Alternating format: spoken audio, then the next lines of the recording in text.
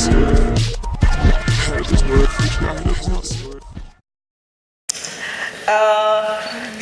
I'm very honored to be part of this discussion, and hopefully I contribute something. It's already a very rich discussion.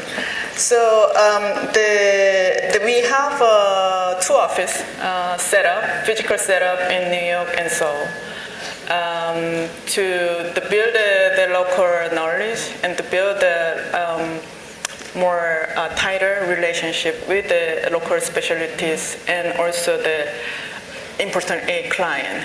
And the two offices work separately and also in collaboration to create the efficiency of workflow, and also we wanted to gain this knowledge and apply into different locations, which I'd like to talk about more throughout the presentation.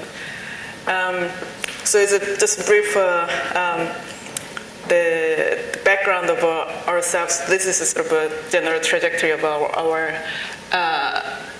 work, and then by having two physical setup in different opposite side of the globe, in different time zone and also different culture, actually brought us to a great benefit to expand actually the broader area on both sides.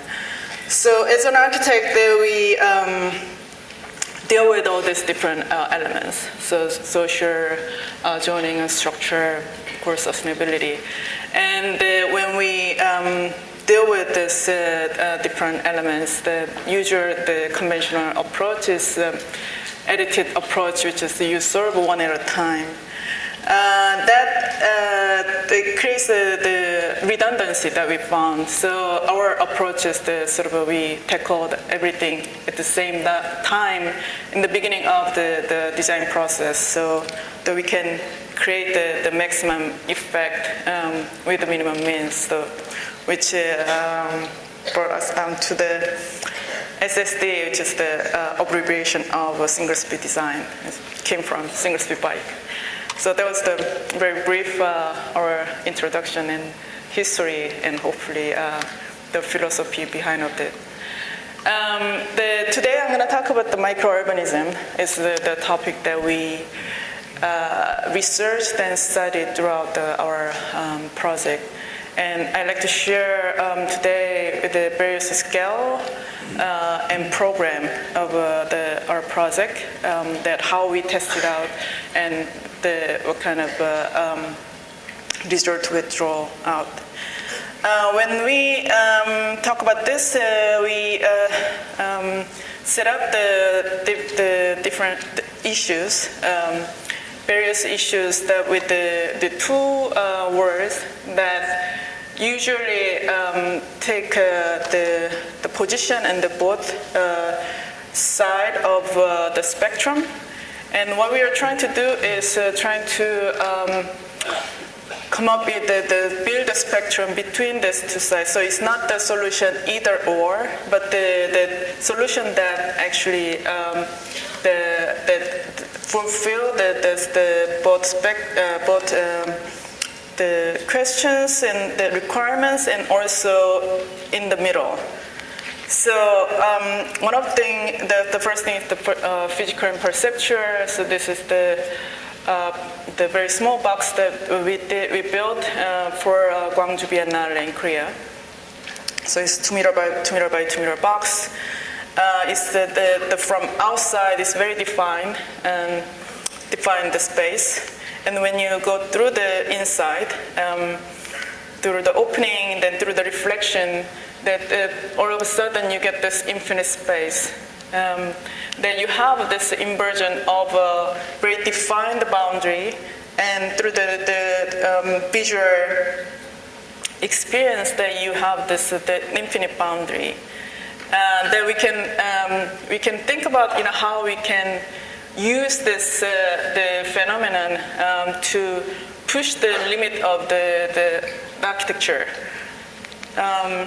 So from outside and the sort of infinite perceptual space that you can create.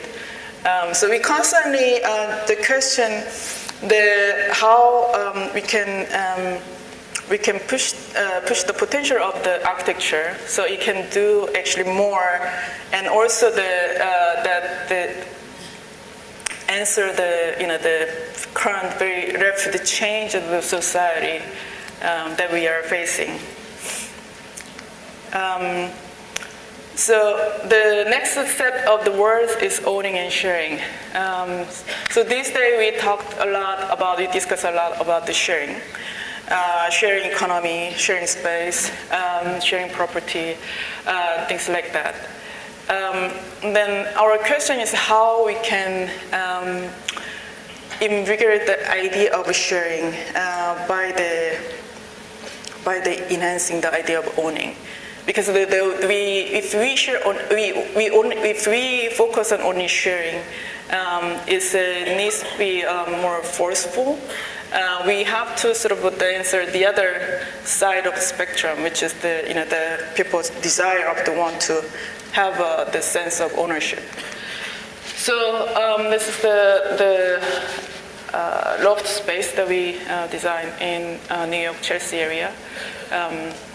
3 clients, there are 3 families approached to us to design this space so they can share. So we built the flexible space that can reconfigure. When we got the commission, we actually researched it further. And this is the sort of usual process when we get approached by the client. We research the client. Instead of just answering the client's requirement, we researched the client, almost treated as a sample of the group they are representing. So we found that this urban nomad lifestyle they have, and then we researched further. So we mapped out the different type of the family, and then when we look at the occupancy ratio of their own house, actually we found it's very, very low. So if we design something that it can be reconfigurable for their own each family's need, and then it can be shareable, then it can increase the occupancy ratio. So that's the idea of that. And when we expand this idea into urban scale, this is usually the perception of this very dense, high-density city. But if you look at the actual use and occupancy ratio, then actually this is quite, it can be lower. So if we densify by implementing this shareable space, then we can have this a lot of the other space that we can actually use for different programs like a public library or the park and things like that.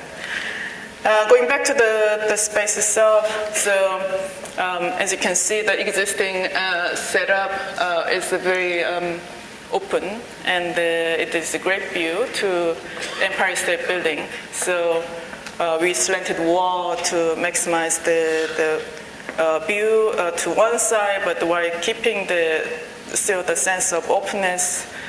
And the slanted wall also allows the room to have the view to the major side. So even the room and the other side can have a view to the major direction. And this wall also it contains a lot of different programs. The closet or the tables or the individual lockers. So each members, they have their place to put their belongings, and their belongings actually becomes the the wall becomes the environment that creates the space. So even if there is the small, but their own personal belonging, which represent their character, they can become a part of this the environment. And the aluminum mesh curtain that we use that defines the space, but at the same time it creates the path. And also when we look at the new material, we try to come up with how we can use with different multiple functions. So with this mesh curtain, if you lit outside, it looks opaque. If you lit inside, it looks transparent. So it creates this visual transparency, the visual access to the space. We expand this idea to the furniture that we also design. Going further, the contracting and expanding is the other topic. How the architecture that is, which is the rigid and fixed, permanent, can be also contracting and expanding. So we explore this idea with this house that we built in the upper side of the Massachusetts. So this is the house for the client who wanted to spend the rest of his life there. It's the suburban setting that you can see the houses that very tightly locate each other. And you can see this. This is the sort of a very typical setting for the house that usually people maximize the lot, build up to the lot line. Which for this one we actually convinced the client to have the smaller houses. So we convinced the client that that what you want is not the physical big area. What you want is this sense of spaciousness, and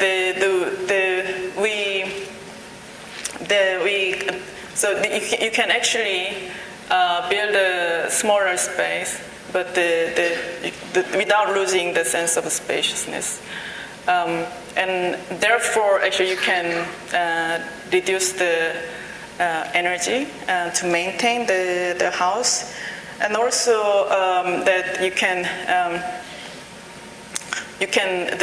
this is typical water usage that is so maintain garden. So we also build the fence so that it can be the garden can be maintained within fence, and the rest of the area can be left as wild.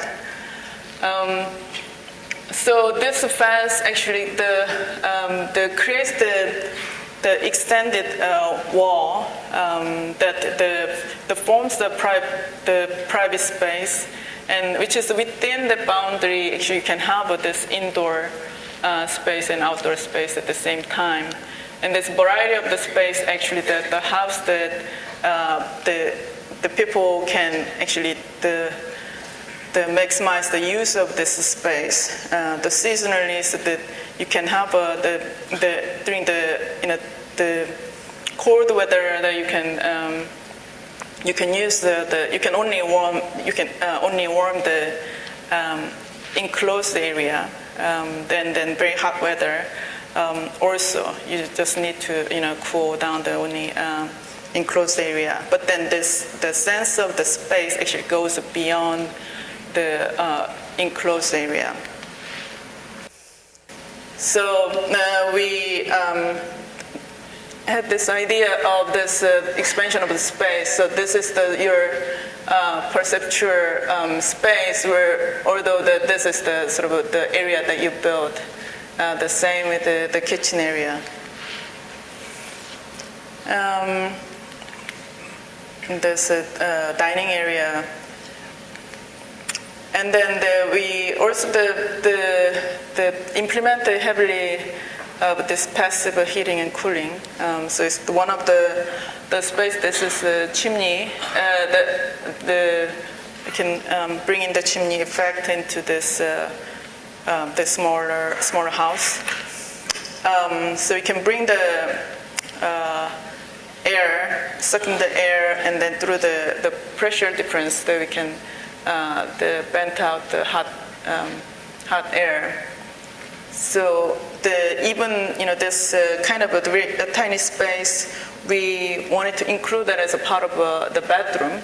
So it's not it's physically occupiable, but it brings in there's a dimension that you can build the spaciousness into that. And also this the shifting idea, shifting volume creates the extended view. So because of the condition that we actually built this half level up and down, so that also allows to have this extended view vertically. Otherwise, it's a very short view to the neighborhood because of it's the tight setup. So through that, through this shifting the volume, that we get this this awning with the porch, and so that is the overall of the shot that which we wanted to bring this even if it's very small the house. Bring this diversity of the space and the diverse use of the space. We can see him enjoying the view.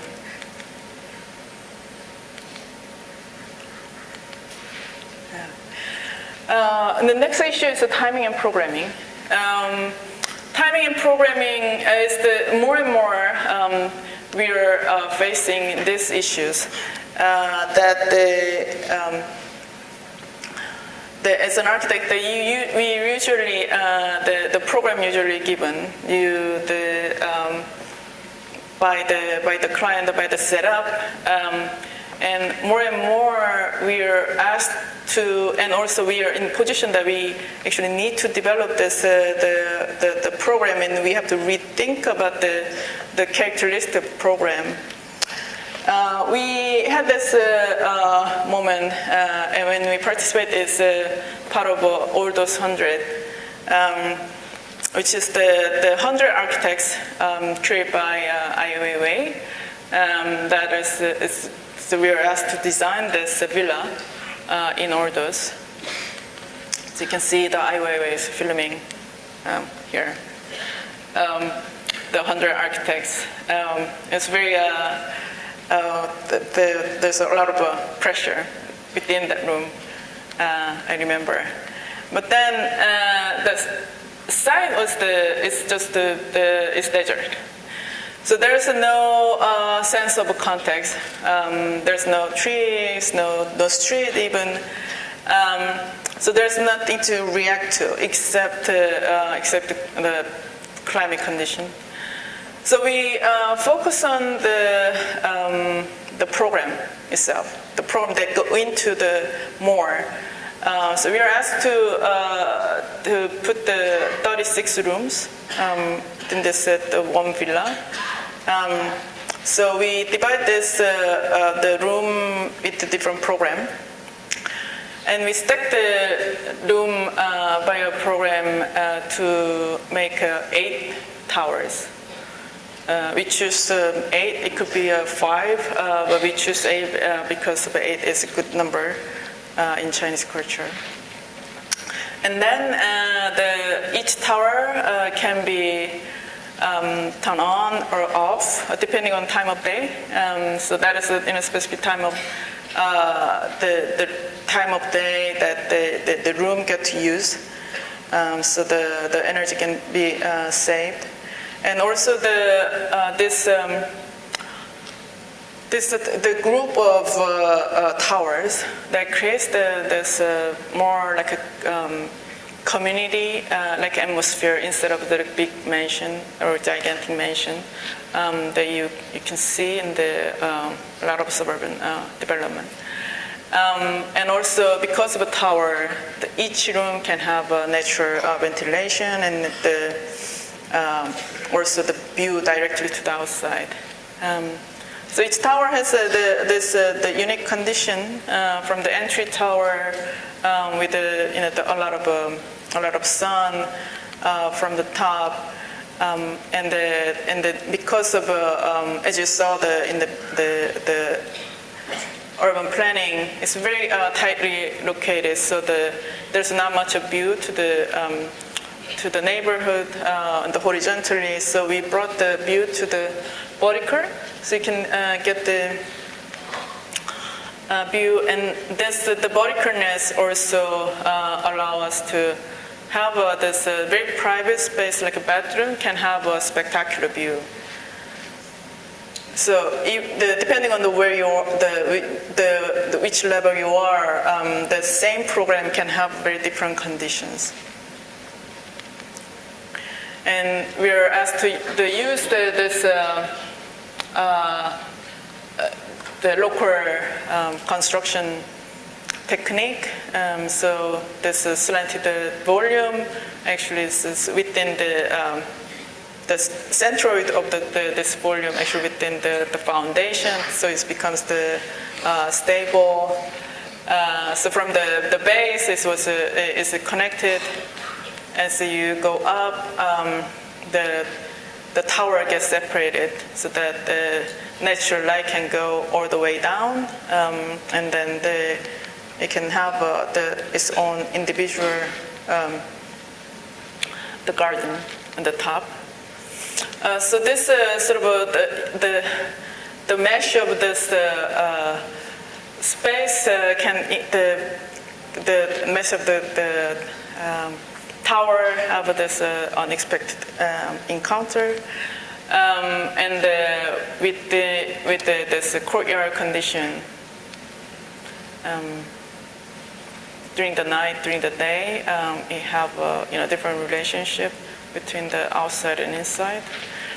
And for the finally the landscape, there is this idea of having the clay pot is embedded into the sand, so that it can hold the water to have the vegetation settled. And then next one is the future and past. So again, the question is how we can use the future to invigorate the actually past. It's the eco park that we designed for Incheon in South Korea. So the site was like this.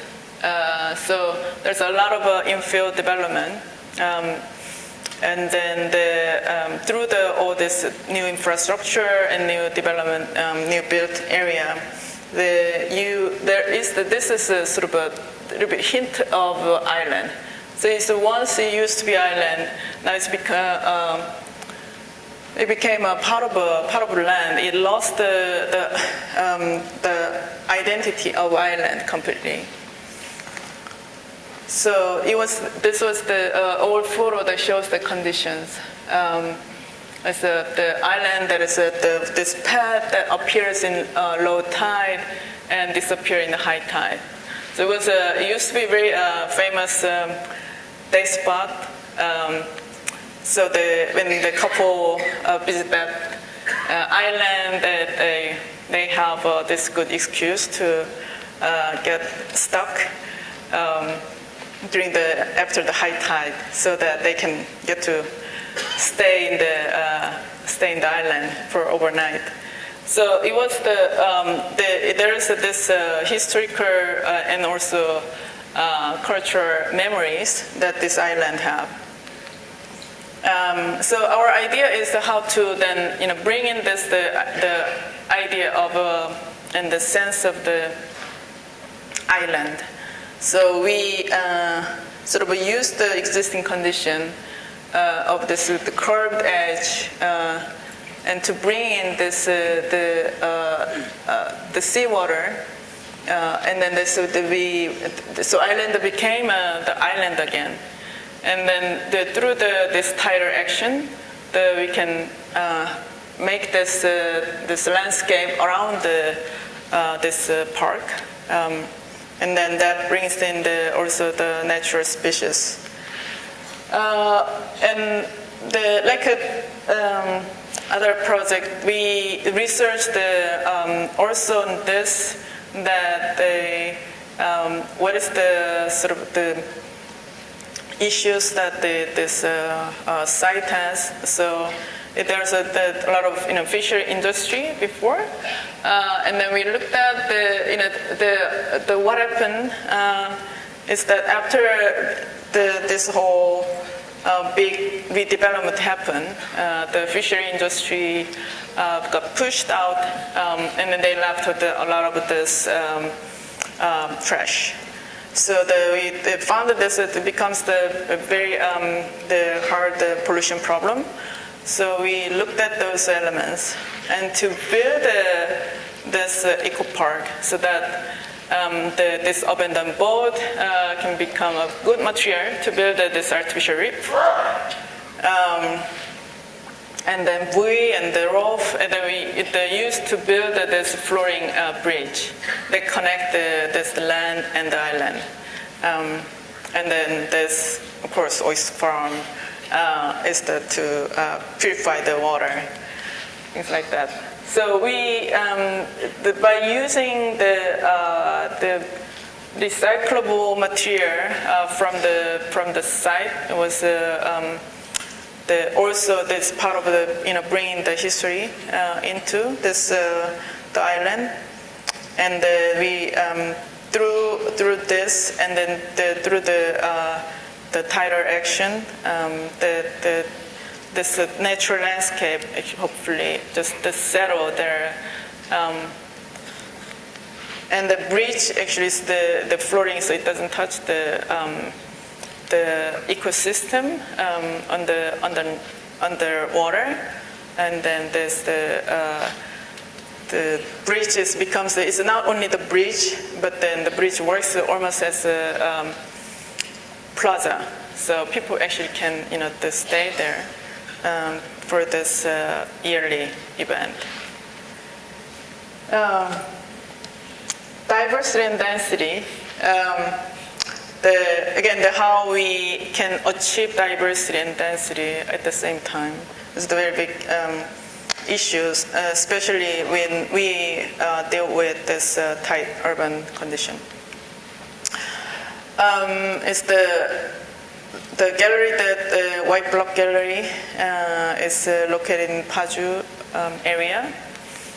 It was the competition that we won. And when they call out for this competition, the requirement was for us to provide a flexible space. And a lot of the scheme, when they say like a flexible space, is one big empty space that they can put the partition later on. Our approach was different. So instead of having just one big space, we wanted to build many various spaces with the different lighting conditions and the proportion, so that any artwork can find this perfect spot. The setting was that it's right in the center of this the art village, which is the only art program that can go there. So we are conscious about this. The condition is the development that was planned at the near borderline between South Korea and North Korea to bring the people to that area. a very politically planned city. And you know, the North Korea, hopefully for next the future it'll be different. But back then, this is the condition that you see from even from this location that you can actually see the North Korea through this barbed wire. So the underlying the atmosphere is very, very this intimidating. But then the scenery is very, very well kept and very peaceful, as you can see. But then it was under the military restrictions, so that there is the height restrictions very, very, very, very strict. So in order to build this, the open space without the wall, why do we have to gain this FAR?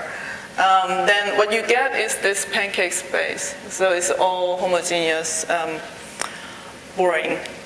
What we propose is with the same FAR, same floor area, we want to build in this diverse space. That is expand creates the transparency of the wall.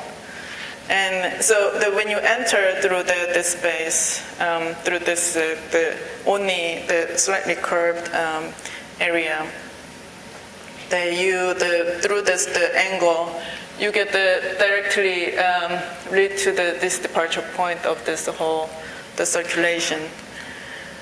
And each space, we designed that every space can be used as an exhibition space, and there is different lighting and the spatial quality. So throughout the space, also what we wanted to bring in the experience of the outdoor. So it's not only the indoor, the enclosed, the controlled space, but the mix of very controlled space and the exposure to outdoor space. So that's the constant alternation of the very controlled space and then the open space was that affect the viewing experience. We found this is a lot more diverse, and especially these days, the artists works in different medium, and we get the great response that we can the space actually inspire also their idea. So even like this fire stairs, we actually brought that into front as becomes the part of a facade, but it's very visible from outside. And the environment is a big part of our exploration when we come up with the solution. So there's a lot of the fog formulates. So we wanted to use the fog as a part of a facade. So there's the pattern on the glass. Actually works the fog and also works with this pear tree, so that there's the blossom season actually fill in this transparent part. So the building is not an aesthetic, but also work with the decisional change, and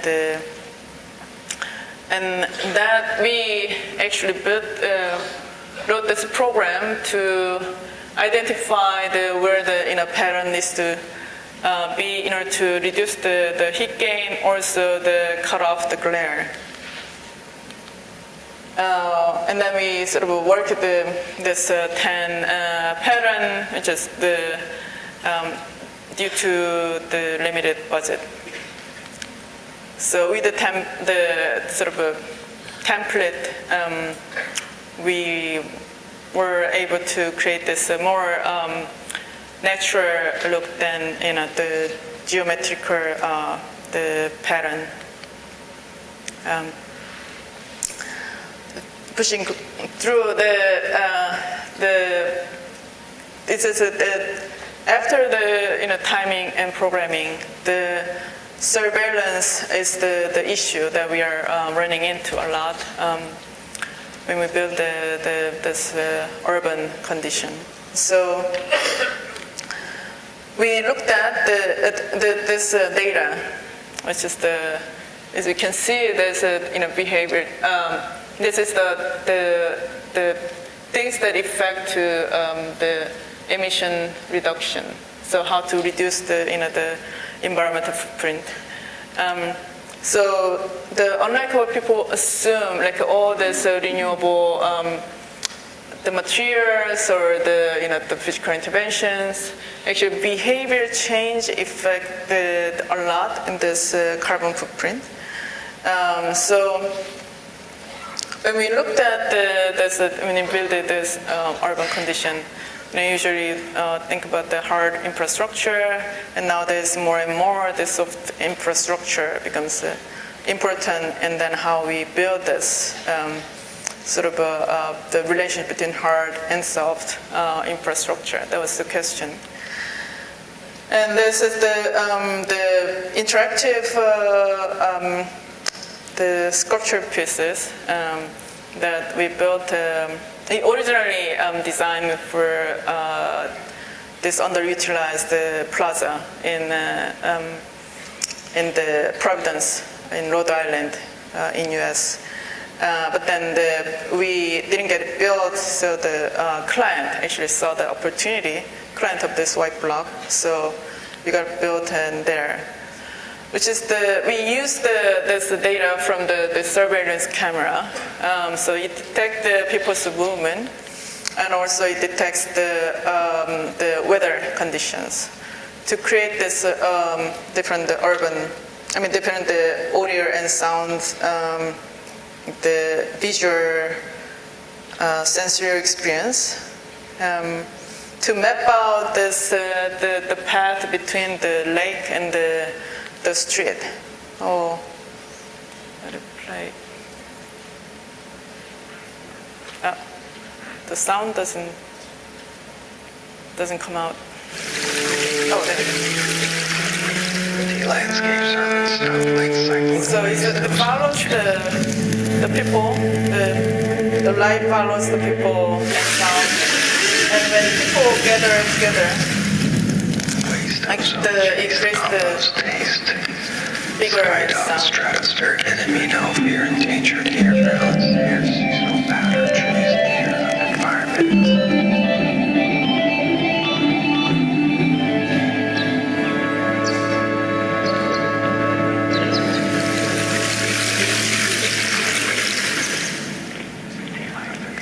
Excelsior requirement.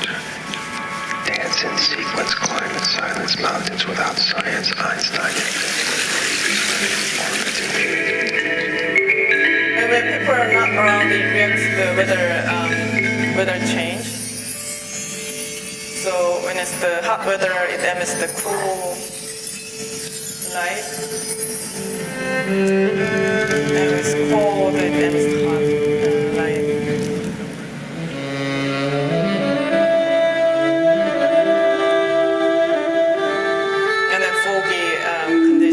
For a person, it's windy. It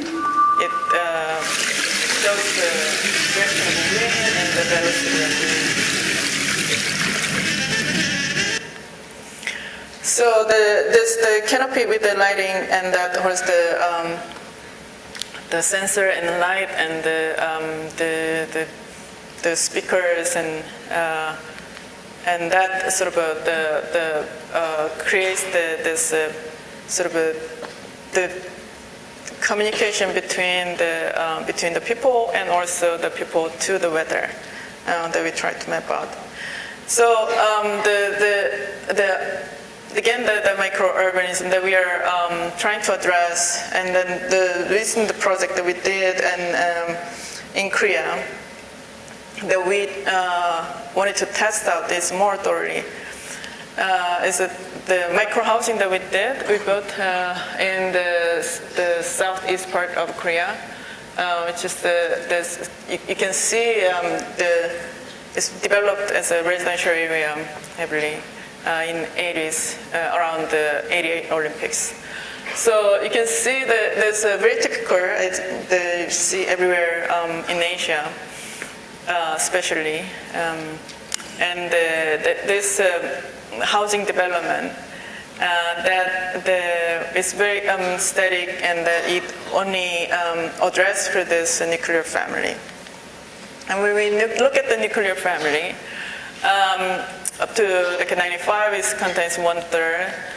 But by the time the 35, actually, the nuclear family is going to contain less than 10%.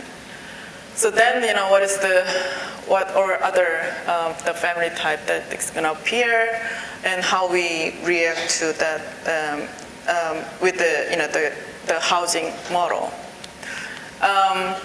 And we looked at also the change of the size of the family. So up to the age 18, you are single, and then you get married, so you get bigger, and then you get kids, so even bigger, but then you get divorced, they get smaller, and then you get remarried and bigger.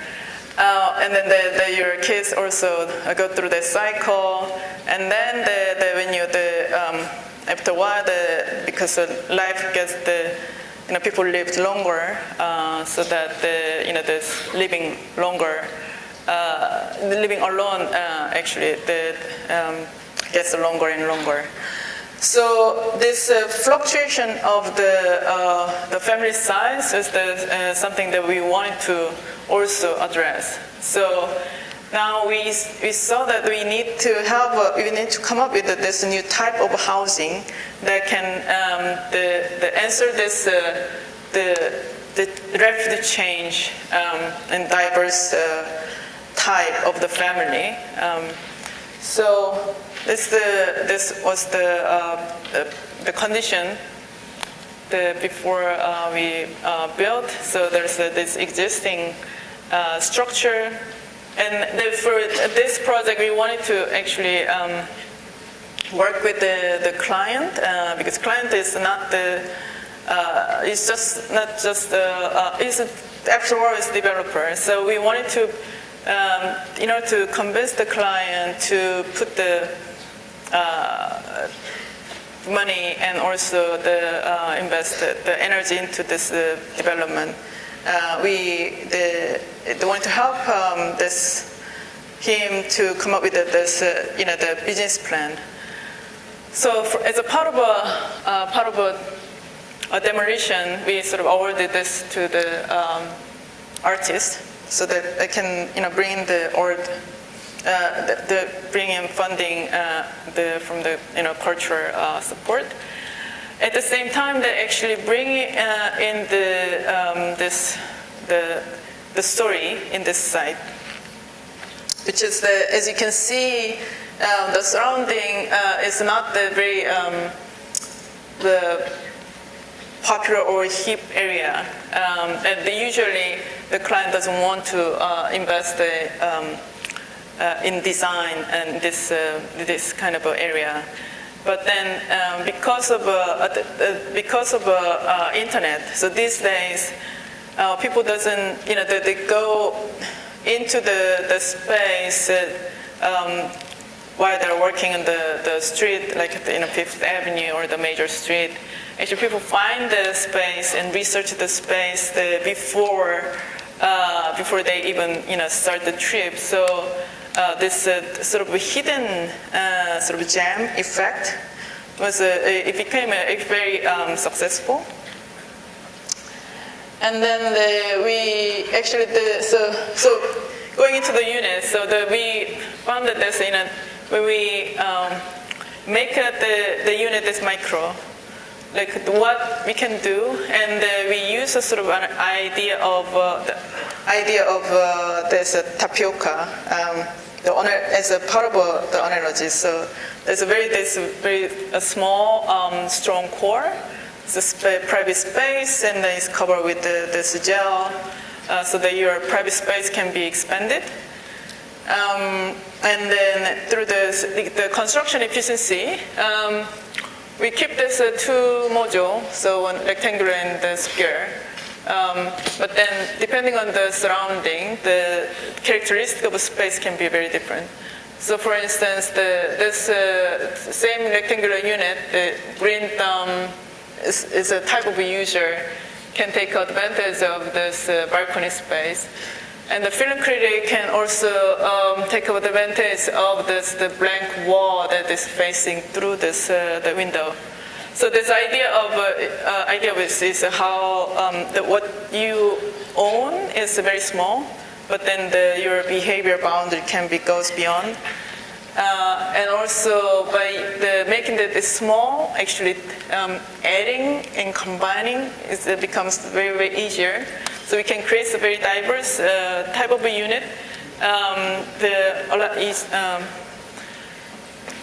Very easily, and also the view and natural ventilation and the natural light was the key part of this development. So through this voice space and through the implementation of this clerestory window, that even though your space is very, very small, it creates actually very spacious feeling. It's one of the view of the combined unit. And then this even very tiny outdoor space also add another dimension. So what your limitation of the small space actually can be breathed off from this other barrier space. The 12 square meter was the unit size. We went for the minimum legal size. Now it became illegal. The legal was 14 square meter. But we pushed this to the minimum, which nobody did. But really test out our design strategy there. So can see this is the full scenario. Although we showed this with the Murphy bed, but then we didn't want to rely on the folding up and down of the furniture. And then after we did this, we were approached by the major the electrical consumer goods, Samsung, to develop this the smart technology as a part of this housing development. So there's a sort of the fingerprint recognition to customize this space to the using the sort of different material for the openings. For instance, here is a traditional rice paper screen that can couple with this air curtain, so that they can actually work the more with the good function. And the bathroom, the glass, the window can become a screen, so it's transparent, and also that shows us some different kind of images. So we are actually developing this idea further. So as you can see, that this is sort of usually set up, after you build the housing, and then you sort of the space get filled up with this all different kind of the home appliance. And then we looked at this how we can actually merge between the building, the construction of building, and also all the way to the implementation of this the home appliance. We looked at this and dissected all the elements, and then we tried to come up with the most efficient combination of this the building all the way to the home appliance. So this edge of we call molding, but it's not just the decorative things. Actually, it's not decorative things. It's the edge that guides the light and air, and sound to form the space without the physical wall. So within the space, you can have a different program. You can actually occupy the space indifferently, so that because of you don't need the wall, that you can the required space or the space that you need, it can be a lot smaller.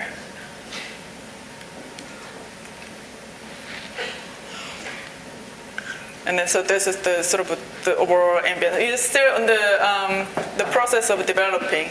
So going back to this space, this building, that we wanted to again bring in these people from the street, because there's the huge separation between the street and the building because of parking requirement. We saw that as a very severe and the harsh urban condition, especially in the residential area like this. So we wanted to bring in the people, foot traffic into the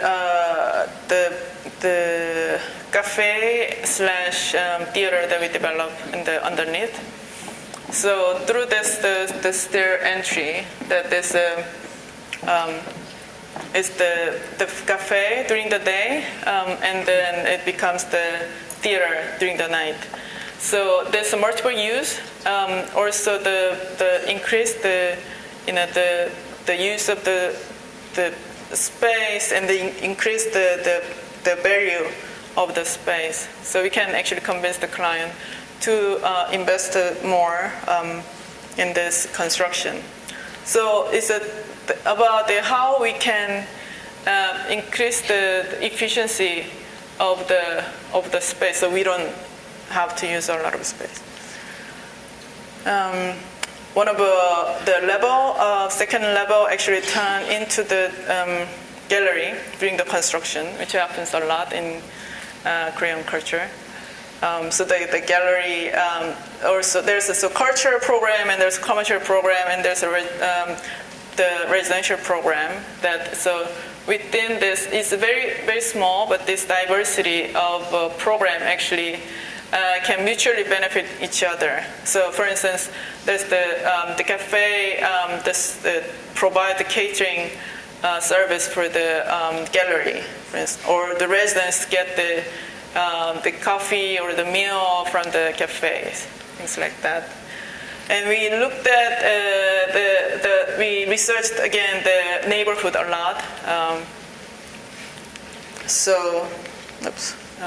And then when we looked at the neighborhood, actually we found that there's all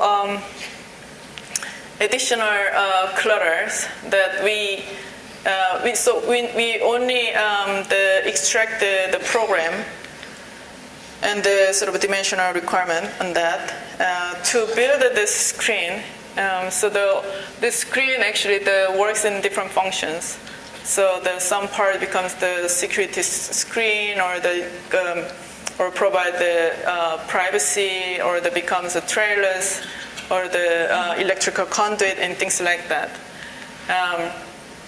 And then there's also the pattern that like white block, that we are trying to use the limited number of pattern, but with to create this more organic pattern. So there's a screen actually the change the impression of the building, and they also give create another boundary between your core and the extended outdoor area. And we expanded this idea of aggregation of this different the unit into the much bigger scale. It's a 1,700 unit building, the residential building. So the diversity of the unit can be even greater. So from studio to all the way to the signature mansion is the client. Actually, the last name is with the C, so it can be C mansion. We look at this. Actually, this development actually is in this climate. So within this climate, we work with the Trans-Solar to come up with the most ideal conditions. So the design of this, the curved facade was we looked at. So it's we are asked to use also the very conventional reinforcement concrete that we received the set of formwork. So within this slight cantilever, that we create this curved wall, which is enough to create the shadow because of the sun is right on the top of the head. So there's this idea of also the creating the different view and the ventilation throughout the building and the shade, of course. So that we use the environmental condition to come up with this design invention. And then this is the overall with the idea of trailers which guides also the water and becomes the main infrastructure for this development. And then through the inside that we have this the amenity that is connected with the corridor space, which is usually just used as a circulation space. So this is my last image that is in the entry of this new development. So to sum up, now why micro? Why is the urbanism that we're interested in? So it's that we are trying to come up with the most essential element of the building and of the city to maximize the efficiency. And this is the sort of evidence that we have so far, and we are trying to expand this potential even more. So I'm very happy to share this today. Thank you.